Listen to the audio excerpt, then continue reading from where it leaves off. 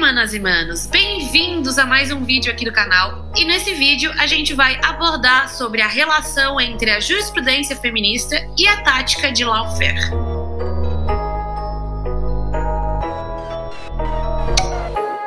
A jurisprudência é basicamente a interpretação das leis feitas pelos tribunais superiores que adaptam as normas ao caso.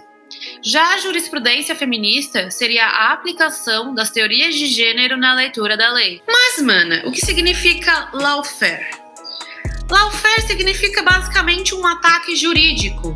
E a gente pode entender como o uso ou a manipulação das leis como um instrumento de combate a um oponente, desrespeitando os procedimentos legais e os direitos do indivíduo que se pretende eliminar. Ou seja, o uso abusivo e ilegítimo da lei para prejudicar um determinado adversário. É uma tática que usa as leis como uma arma para alcançar uma finalidade político-social. Essa finalidade que normalmente não seria alcançada senão pelo uso da lawfare. E para ter uma aparência de legalidade, muitas vezes se utilizam da mídia a fim de levantar um clamor público contra aquele inimigo. Até aí você já deve ter entendido onde se encaixa o feminismo, né? O termo lawfare foi criado inicialmente para o direito internacional e um professor estadunidense estabeleceu 3 dimensões que são a escolha da lei, a escolha da jurisdição e as externalidades. A escolha da jurisdição seria uma escolha estratégica do local onde serão travados os ataques jurídicos. E para mim, o feminismo escolheu, nesse caso, o Ocidente. Isso porque, nos conflitos físicos tradicionais, os acampamentos e campos eram escolhidos com base em vantagens ou desvantagens geográficas. No lawfare, essa lógica se aplicaria na escolha das culturas mais predispostas a aceitar uma determinada tese jurídica. Na outra dimensão seria a escolha da lei, que seria a escolha da lei mais adequada para alvejar e aniquilar o inimigo, porque nos conflitos tradicionais, um armamento mais eficaz é o mais essencial para uma vitória. No lawfare, esse armamento é representado pela escolha da lei ou das leis que melhor atingiriam o alvo escolhido e assim vai obter o sucesso que elas querem e pretendem. A terceira dimensão seria a externalidade, que representa o uso da mídia e das redes sociais para criar uma rede de informação e operações planejadas de ataque psicológico. É mais do que evidente o uso da mídia para propagação de histeria coletiva e marginalização do homem que cria uma cultura de ressentimento e de ódio.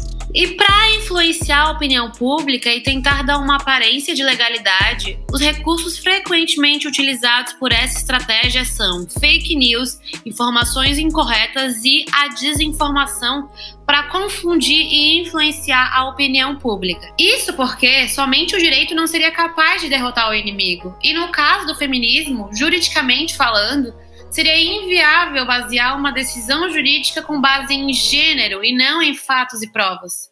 E por isso, elas precisam utilizar a opinião pública para materializar e formalizar os seus objetivos perante a sociedade e em âmbito judicial. A partir daí, a mídia trabalha paralelamente aos processos judiciais para que o resultado desejado pelos autores do lawfare sejam incorporados e aceitos pela população como o ideal, validando as ações contra um inimigo. As táticas de instrumentos jurídicos do lawfare poderiam ser facilmente confundidas com práticas do movimento feminista, como a promoção de acusações sem materialidade, ou seja, a possibilidade de acusar sem provas, o abuso de direito para prejudicar a reputação de um adversário, a promoção de ações judiciais para desacreditar o oponente, a tentativa de influenciar a opinião pública para obter uma publicidade negativa, a judicialização da política, a promoção da desilusão popular,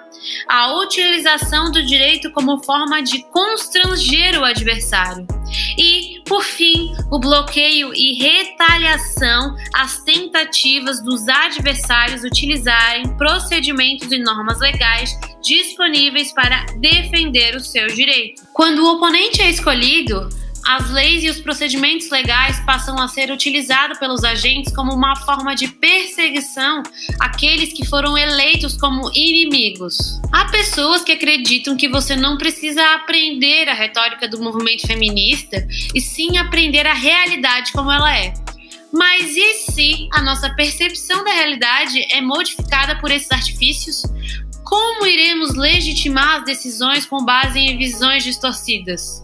Isso é extremamente importante de entender para que a gente consiga identificar quando estamos mostrando uma percepção equivocada da realidade.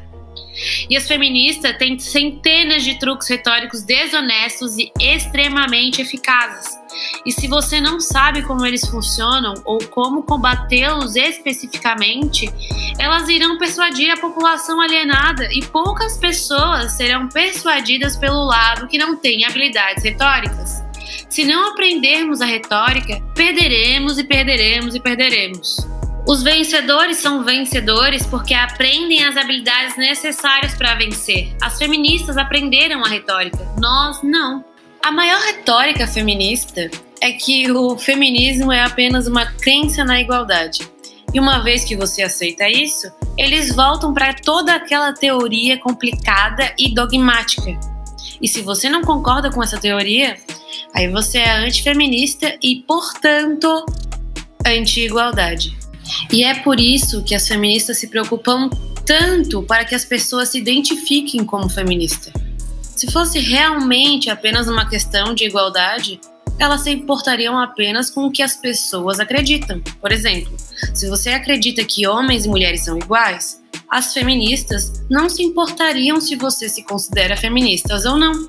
Em vez disso, elas te forçam de várias maneiras a se identificar como uma feminista, como se feminista fosse sinônimo de igualdade. Acho que ficou bem claro como o feminismo é uma prática de lawfare, porque assim como no lawfare, o feminismo com a sua retórica cria legitimidade para fazer o uso estratégico ou mesmo abusivo da lei como arma, não só na aplicação, como também para criar mais e mais leis abusivas, como alegações e acusações falsas, punições infundadas ou excessivas, condenações por fatos não corroborados, até as famosas provas diabólicas, que é a exigência de que o réu prove a sua inocência quando acusado, por exemplo. A complexidade entre o mundo da lei e da justiça pode se transformar nas mãos erradas uma armadilha sem saída. Um imenso absurdo que rapidamente se transforma em um pesadelo de terríveis consequências.